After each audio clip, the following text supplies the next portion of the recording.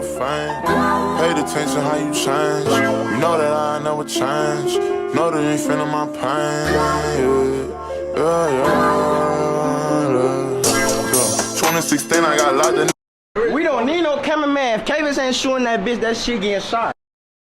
Yo, what it do is your boy Kavis TV, man. We back with another video. We back with another reaction video. In today's video, we got making the case Larry Bird. Alright, man, y'all been telling me to react to this video, so I'm doing everything I'm doing to react to y'all videos y'all suggest me to react to. Hey, I appreciate everybody who been commenting, liking, and just viewing your boy channel, man. You ain't have to do it, but you're doing it. I appreciate y'all from the bottom of my heart. I say that every time, man. I mean it every time. I appreciate y'all from the bottom of my heart. I thank y'all so much. It means a lot to me. It really does, man. But the size of the court and the lack of pads or helmets give fans the most intimate experience of a team sport that exists. And because of the different styles that basketball allows for, players develop their own distinct identities and signature styles through their creativity, flair, and athleticism. And although no player succeeds alone, the scoring volume and two-way nature of the sport give individual stars a nearly unprecedented amount of control over the flow and outcome of a game. For this reason, players are constantly compared to their peers and to the legends of the past in order to answer the most hotly contested question in the sport: who's the greatest to ever do it? For many, the question is redundant. They believe in only one right answer, their answer. Others might have their own personal stance, but acknowledge one or two alternatives. But I believe that there's much more nuance to the question of greatness and more answers to it than you might think. By my count, there are 8 players in NBA history that have a substantial claim as the GOAT. It's a subjective thing, though. I can't give you a definitive answer. All I can do is make the argument. So today, I'll be making the case for Larry Bird as the greatest basketball player of all time.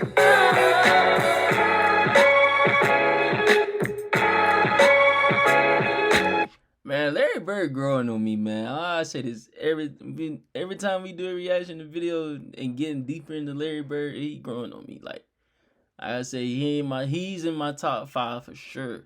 He's in my top 5, man.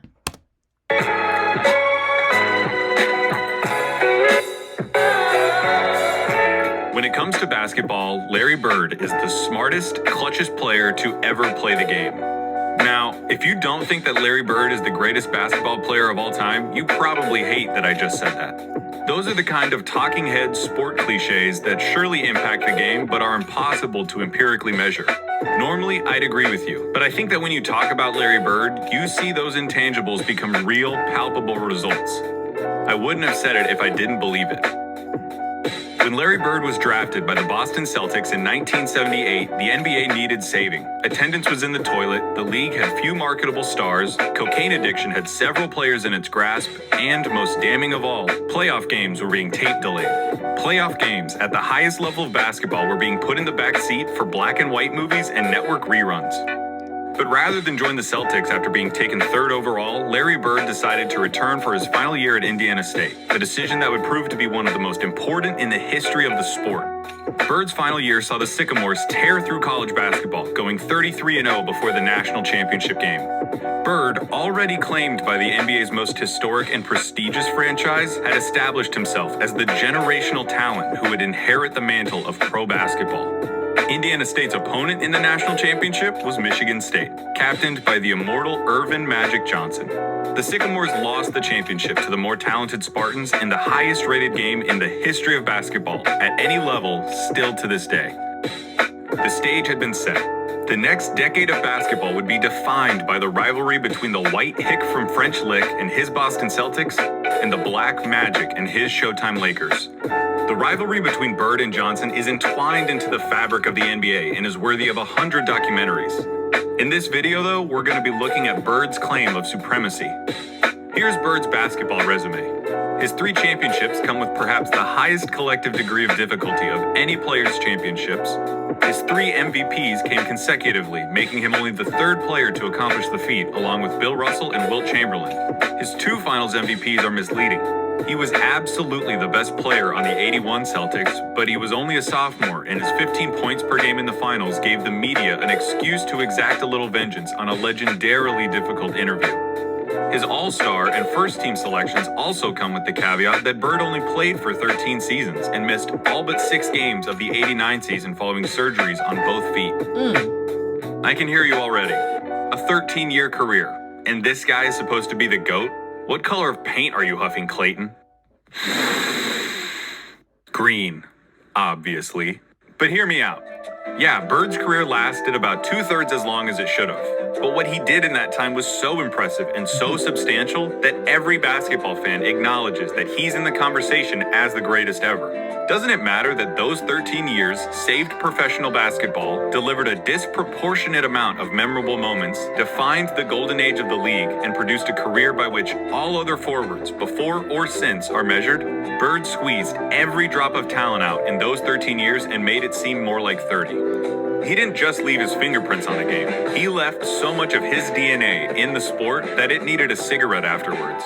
There's something to be said about the candle that lasts half as long but burns twice as bright.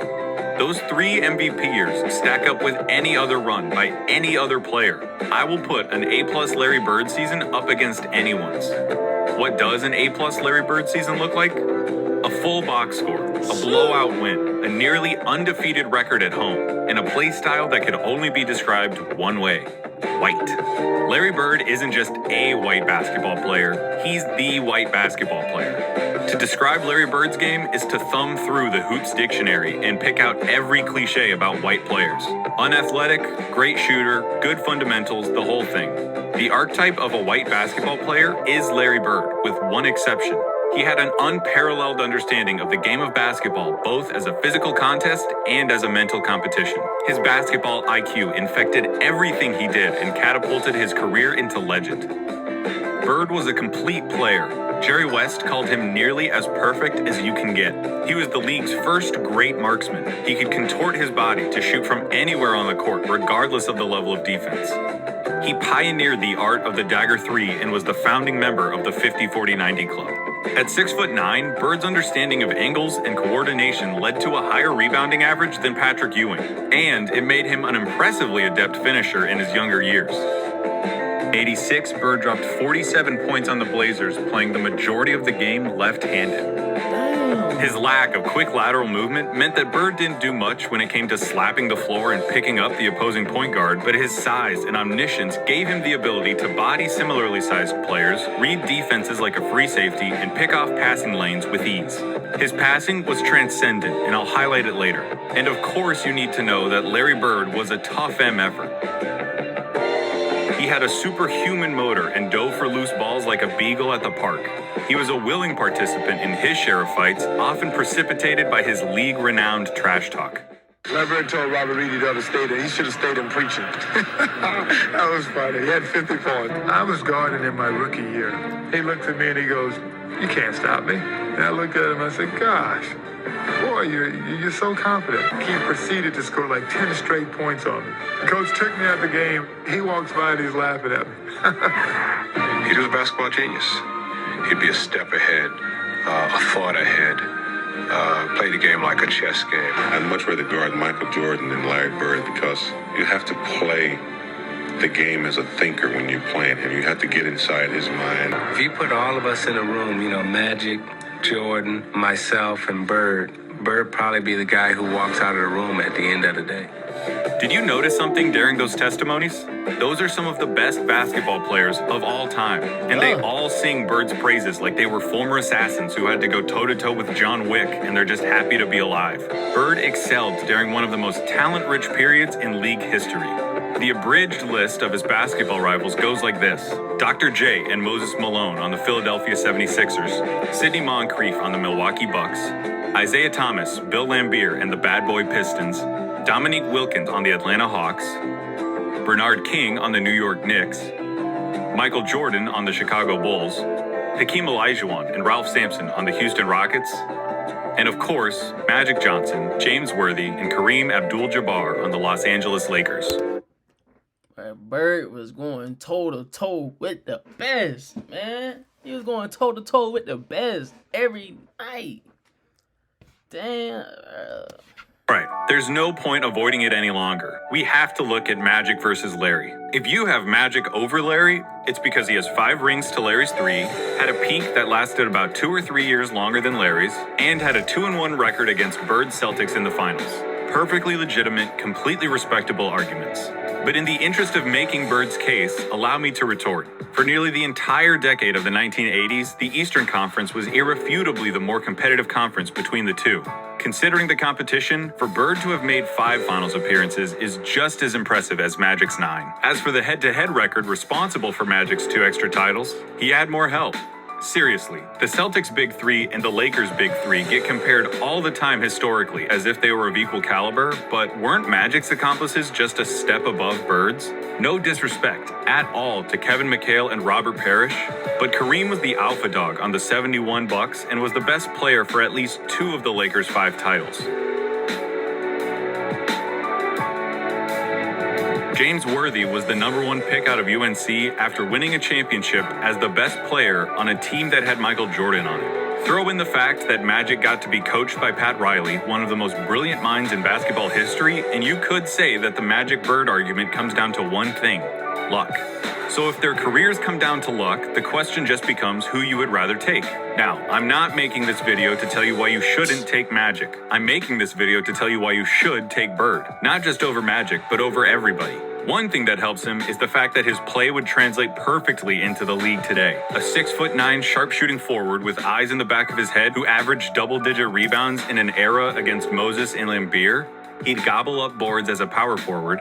He'd be an offensive mismatch against everybody as a small ball center, and his off-ball skills and passing would pair perfectly with the flow of today's game. Man, Bird could hurt you scoring and passing, bro.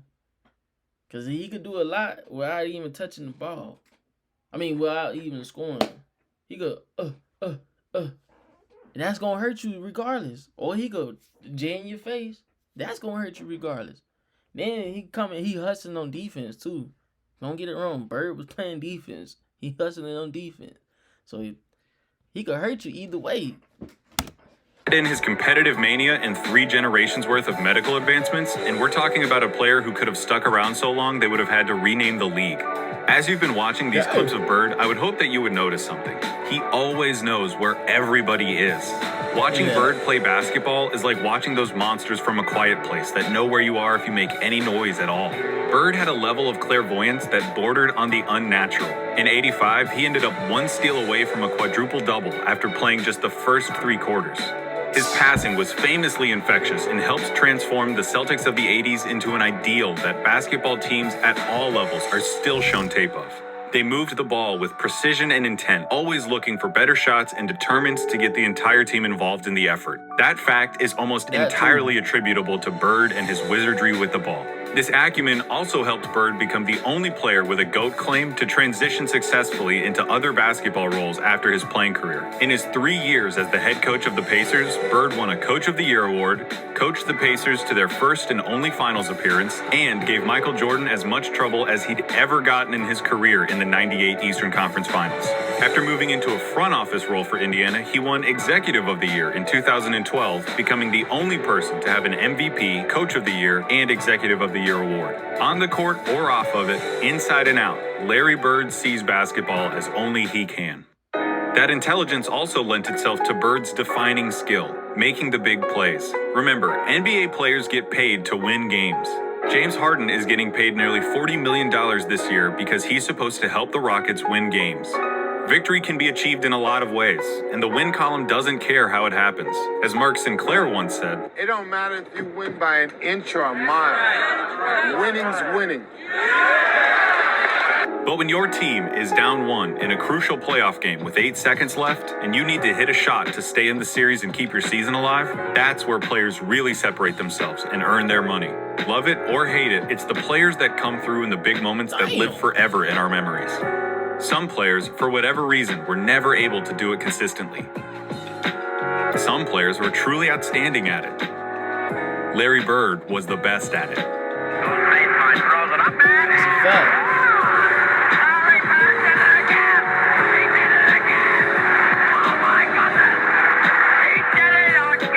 not going to give you the stats about his field goal shooting under 2 minutes with a score that's this close, or tell you who has the most buzzer beaters or any of that. Take that for data. I'm just going to show you clutch moments in clutch situations. 1985 against the Blazers. Bird drops 48 points, including this. Down 1 with 2 seconds left. Inbound pass, the double teaming Bird. Larry, fake, fall away. Hits it! All right! 1985 against the Hawks. Bird sets the Celtics scoring record with 60 points with shots like these. They open the right side. Bird the fall away. He drills it again. That's the best shooting I've ever seen. 1986 against the Rockets. Not all of Bird's clutch moments were singular. The bigger the moment, the bigger his performance. In Game 6 of the 1986 NBA Finals, Bird clinches the championship with a triple-double in what he calls the best game he ever played. 2 seconds on the shot clock. Bird wants a three. 1987 against the Washington Bullets. Bird hits one shot to tie it before it's waved off because of a timeout. Hits another shot to tie it up for real. Crowd is standing up. It goes now to Bird. Bird goes up top. And then in double overtime, down 1, he does this. It's going to go to Bird. He's got a shot. Get it. And it's got it. It's a 3-point field goal. And that's it. It's all over. One leg. For 3 years, from 1986 to 1988, the three-point contest knew no other champion but Larry Bird. He's still going to drop one here quickly. 14. This is a tie for the money. Yo! Larry Bird! 1987 Eastern Conference Finals, Game 5. Tied at 2 games apiece against the Bad Boy Pistons, this enormous game would put the winner 1 game away from the NBA Finals. The Pistons are up 1 with seconds remaining. The ball goes out of bounds off the Celtics. Isaiah Thomas just needs to inbound the ball to win the game. Now there's a steal by Bird. Underneath the DJ. Right at 1 second left. What a play by Bird. Bird stole the inbounding pass. There are truly too many big games and big moments for me to go through without this ending up as a documentary. But that all leads me to this, what I really want to talk about. 1987, NBA Finals, Game 4 against the Lakers. LA is up 2-1, and the Celtics need to win to tie the series and stay alive. Bird hits a 3 with 12 seconds left to go up by 2. Bird goes for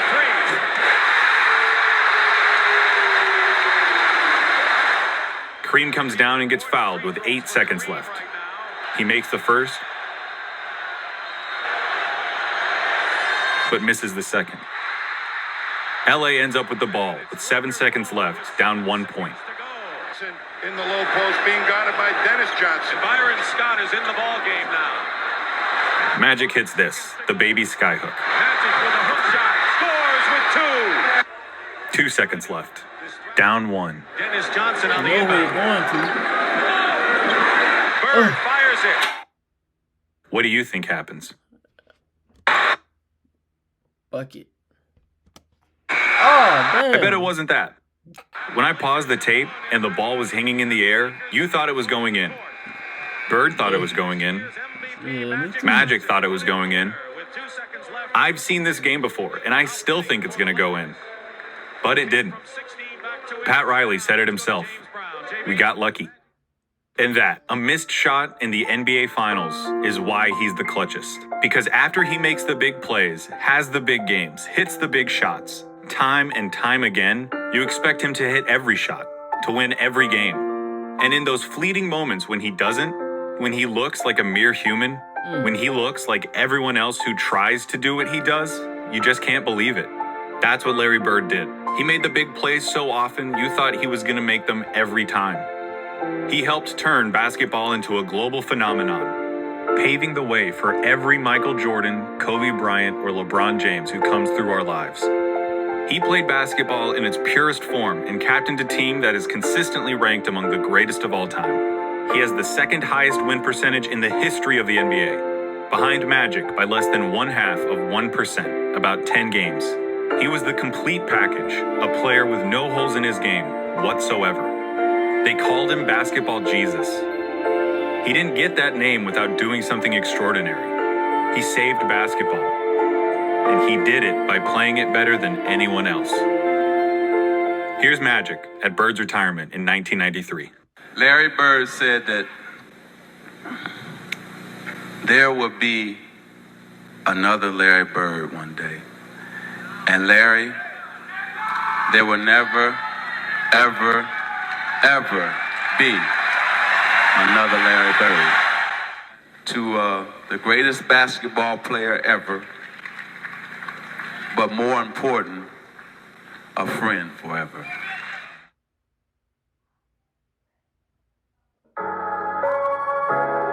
Hey everybody, thank you so much for watching. This was a really fun video to make, and I'm going to continue to make more of them, so please feel free to subscribe. And while you're at it, go ahead and check out my website, ballsandsuch.com, where For this video, make sure you like, comment, subscribe, man. Let me know what you want me to react to, if Larry Bird or the greatest ever, man. Just let me know, man. Leave a comment down below. If you enjoyed this video, like, leave your opinion down below. Comment, you know, whatever, man. I appreciate y'all. If you watch this whole video, I appreciate you tapping on this video. You ain't even had to, but you do it, man. I appreciate y'all, man. I'll see y'all next video. Man.